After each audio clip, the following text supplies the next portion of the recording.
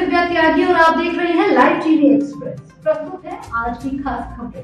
मेहनत और लगन से की गई तैयारी कैरियर बनाती। धीरेन्द्र पांडे संचालक ओम क्लासेस लालगंज। जनपद प्रतापगढ़ के लालगंज तहसील में कैरियर को लेकर कई सारी कोचिंग संस्था तैयारियां करवाते हैं। उनमें से एक अग्रणी कोचिंग संस्थान है ओम क्लासेस, जिसमें बच्चों के कैरियर को लेकर विशेष ध्यान दिया जाता है और उसी के आधार पर तैयारी करवाई जाती है। आइए जानते हैं ओम क्लासेस के संचालक धीरेन्द्र पांडे से इससे जुड़ी हुई बातें। ब्यूरो हरिकेश चौरसिया। जैसा कि आप जानते हैं कि अगर करियर संवारना हो तो उसके लिए शिक्षा बहुत ज़रूरी होती है, और शिक्षा और करियर के बीच में आप संस्थाओं का जो कोचिंग सेंटर होते हैं उनके योगदान को भुलाया नहीं जा सकता।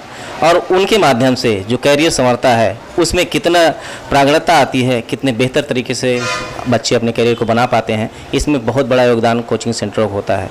तो आइए, ऐसे बहुत सारे कोचिंग सेंटर्स जो आपके प्रदेश में चल रहे हैं, ऐसे ही कोचिंग सेंटरों में एक बड़ा नाम आता है ओम क्लासेस का, जो कई क्षेत्रों में अपने योगदान दे रहा है। आज मैं उसी के संस्थापक धीरेन्द्र पांडे जी के साथ में हूं और उनसे जानूंगा कि उनका कोचिंग सेंटर किस रूप में योगदान दे रहा है, अपने जो विद्यार्थी हैं उनको कैरियर संवारने के लिए कैसे काम कर रहा है, उसी बात जानते हैं।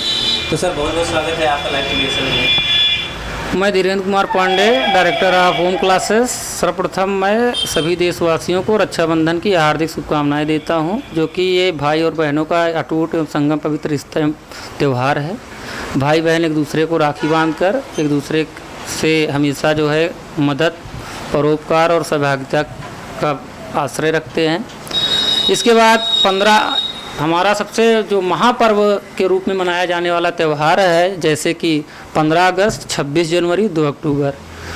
करीब ही हमारे नज़दीक 15 अगस्त आ रहा है, जिसको कि हमारे माननीय प्रधानमंत्री मोदी जी और मुख्यमंत्री श्री आदित्यनाथ योगी जी इसको अमृत पर्व के रूप में मनाने का जो गौरवान्वित श्रेय लिया है। हम सभी देशवासियों को चाहिए कि 15 अगस्त को इतनी धूमधाम से मनाया जाए कि अमृत पर्व के रूप में मनाया जाए, जो कि हमारे देश की खुशहाली और समृद्धि और गौरव का एक प्रतीक बने। जी, बहुत बहुत अच्छी सोच है आपकी सर। और आपके कोचिंग सेंटर जो इस तरीके से काम कर रहा है, जो शिक्षा के क्षेत्र में महत्वपूर्ण योगदान दे रहा है, अपने सेंटर से रिलेटेड कुछ जानकारी दें और बच्चे इस पर कैसे आपके सेंटर से लाभ ले सकें। सर, हमारे लालगंज क्षेत्र में जैसा कि आपको बताया जाए, बहुत सारे संस्थान, प्रतियोगी संस्थाएं चल रही हैं। सबका अपना अलग अलग पढ़ाने का तरीका है। सब भीड़ तो बहुत ज़्यादा लेके बैठे हुए हैं, लेकिन देखा जाए तो विगत वर्षों में जो प्रतियोगी परीक्षाएं हुई हैं उनमें जहाँ तक सफलता देने की बात की जाए तो वो लोग वहाँ तक तो सफलता तो नहीं दे पाए, लेकिन इनके प्रकार ने किसी तरह से अपनी कोचिंग जो है संस्थाएं चला रहे हैं।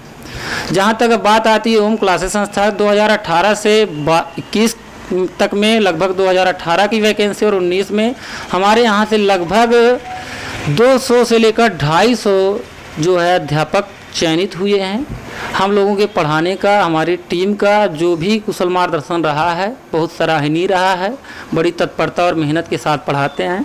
हमारे टीचरों का पढ़ाने का जो तरीका है अन्य कोचिंग संस्थानों से बिल्कुल अलग है, क्योंकि शिक्षा जो है एक ऐसी इकाई है जो कि समाज के लिए सबसे रीढ़ की हड्डी मानी जाती है, जिसका अगर शिक्षा सर्वोत्कृष्ट होगा, जिस प्रकार से कुम्हार जो होता है घड़े को पिरोता है, उसी प्रकार से जो शिक्षक होता है अपने बच्चों को पिरो करके उसको इस लायक बनाता है कि आगे चलकर वो देश के लिए विकास कर सके। शिक्षा जो होती है देश के विकास के हित में होनी चाहिए, न कि रोजगार के हित में। तो जिस तरीके से सर आज कोचिंग सेंटर्स चल रहे हैं, उनमें और आपके सेंटर में अंतर क्या है, और बच्चे किस तरीके से आपका जो शिक्षा का जो हब है कहा जाता है कोचिंग सेंटर्स, उसमें आपके साथ का सहयोग कैसे? बच्चों को कारण क्या है कि जो प्रतियोगी परीक्षाएं होती हैं वो ज़्यादा पढ़ाने से प्रतियोगी परीक्षाएं नहीं निकलती हैं। सर, आपको जहाँ तक बताया जाए, परीक्षा जो होती है सिर्फ पास करने के लिए होती, कॉम्पिटिटिव होती, एग्ज़ाम निकालने के लिए होती। इसमें बच्चों को कम पढ़ाया जाए, सटीक पढ़ाया जाए, क्योंकि उनको कंपटीशन एग्ज़ाम बीट करना है, ना कि उनको नॉलेज देना है, उनको अरस्तु बनना है, महान दार्शनिक बनना है। उनको उतने पढ़ाया जाए जितना कि उनका सिलेबस है, उस सिलेबस के दायरे से हटकर ना पढ़ाया जाए, और उनको इस तरह से पढ़ाया जाए कि बच्चों को लगातार मोटिवेट किया जाए कि वो आने वाले अपने ना प्रतिद्वंदिता भावना से एक दूसरे को ध्यान में रख करके, अगर अगला इतना पढ़ने में तेज है तो हम क्यों नहीं, ये शिक्षक का कर्तव्य बनता है।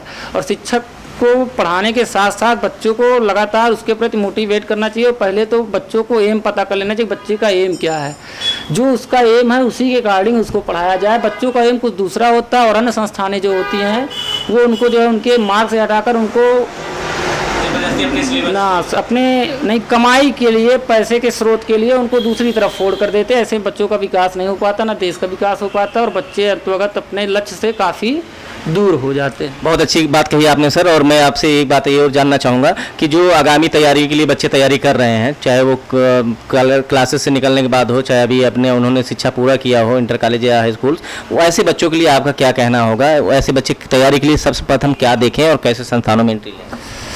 बच्चों को सबसे पहले तो बच्चे जो है खुद ही उनको चुनने, अपने रोज़गार को चुनने का मौका होना चाहिए। वो स्वतः डिसीजन लेने में ले सकते हैं। अगर वो स्वतः डिसीजन नहीं ले पाते हैं तो उनको अपने सहयोगी से, अपने अनुभवी गार्जियन से या शिक्षक से उनको सलाह ले लेना चाहिए कि इंटर के बाद क्या किया जाए जिससे कि हमारा मार्ग आगे का प्रशस्त हो। क्योंकि कुछ बच्चे ऐसे होते हैं कि जिनको यही नहीं पता चल पाता है कि हम पढ़ाई किस लिए पढ़ रहे हैं, हम नौकरी के लिए, रोजगार, क्योंकि शिक्षा जो है रोजगार परक होनी चाहिए। जब शिक्षा रोजगार परक होगी तभी देश का विकास होगा और तभी देश हमारा मजबूत बन सकता है।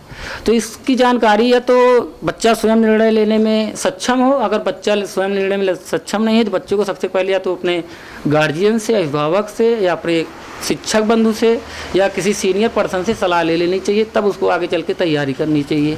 बहुत बढ़िया बात कही सर आपने। और सभी बच्चों के लिए आपने जो बातें बोली हैं कि बच्चों को तैयारी करने से पहले जानकारी लेना बहुत ज़रूरी है, ये बहुत अच्छी बात कही। और बहुत बहुत धन्यवाद सर, आप हमारे चैनल से जुड़े और अपनी बातें जनता तक और साथ में बच्चों और अभिभावकों तक पहुँचाए। बहुत बहुत धन्यवाद सर आपका। Thanks sir. तो ये थी आज की खास खबरें। ऐसी ही चुनिंदा और खास खबरों से जुड़े रहने के लिए देखते रहिए लाइव टीवी एक्सप्रेस, खबरों का खजाना लाइव टीवी के साथ।